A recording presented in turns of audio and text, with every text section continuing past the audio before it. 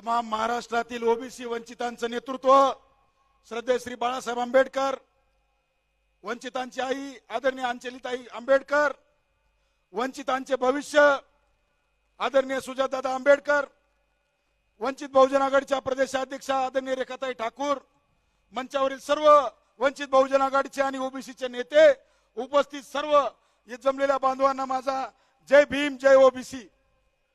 बांधवांनो, मी एकच मिनिट घेणार आहे. ही यात्रा चैत्यभूमीपासून, महात्मा फुले वाड्यापासून, राजश्री शाहू महाराजांच्या स्मारकापासून 22 जिल्हे करून आज या ठिकाणी आज औरंगाबाद येथे आलेली आहे. या यात्रेचा आज समारोप नाही आहे. ही यात्रा संपलेली नाही आहे. ही यात्रा 100 ओबीसीचे आमदार आणि 65 SC ST चे आमदार घेतल्याशिवाय थांबणार नाही आहे. पूर्ण आम्ही कार्यकर्ते सज्ज झालेलो आहोत. अरुण भाऊ, आपण बाळासाहेबांचे शिपाई आहोत. बाळासाहेबांच्या शिपायामध्ये प्रत्येक जण इथं ओबीसीचा आणि भटक्या विमुक्तांचा आहे. मला इथं ह्या ओबीसीचाच मंच आहे. पक्षामध्ये प्रदेशाध्यक्षापासून सगळे प्रदेश उपाध्यक्षापासून सचिवांपासून सगळेच पदाधिकारी हे ओबीसीचे आहेत, भटक्या विमुक्तांचे आहेत. प्रत्येक त्या ठिकाणी प्रतिनिधित्व साहेबांनी दिलेलं आहे बांधवांनो.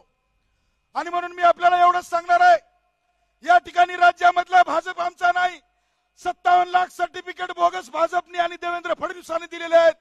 उद्धव ठाकरे साहेबांना आमच्या 28 जाती सुद्धा ओबीसीच्या माहित नसतील, नाव पण घेऊ शकत नाहीत. शरद पवार तर आमचं आरक्षण गिळंकृत करायला बसलेले आहेत. काँग्रेसचं तर काही घेणं देणं नाही. मी या ठिकाणी शरद पवार साहेबांना सांगतो, शरद पवार साहेब, आम्हाला गिळण्याचा विचार करू नका. कारण हा ओबीसी आजगर आहे, थोडा झोपलेला आहे, थोडा सुस्तावलेला आहे. पण ज्या दिवशी जागा होईल, तुम्हा चारही पक्षाला गिळल्याशिवाय थांबणार नाही. आणि म्हणून एवढंच सांगणार आहे की या राज्यामध्ये सत्ता परिवर्तनाचा वेळ आलेला आहे बांधवांनो.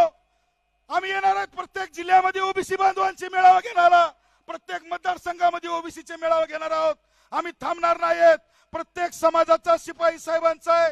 माझ्यासारख्या लिंगायत कार्यकर्त्याला लोकसभेला तिकडे दिलाय, कुठं माळी दिलाय, कुठं धनगर दिलाय, कुठं भटका विमुक्त दिलाय. राज्यामध्ये 80% जागा ओबीसीला दिलेल्या आहेत. कोणता पक्ष आहे तुमचा? तुम्हाला जिल्हा परिषदला तरी दरवाजावर उभं राहू देतो का कोणता पक्ष?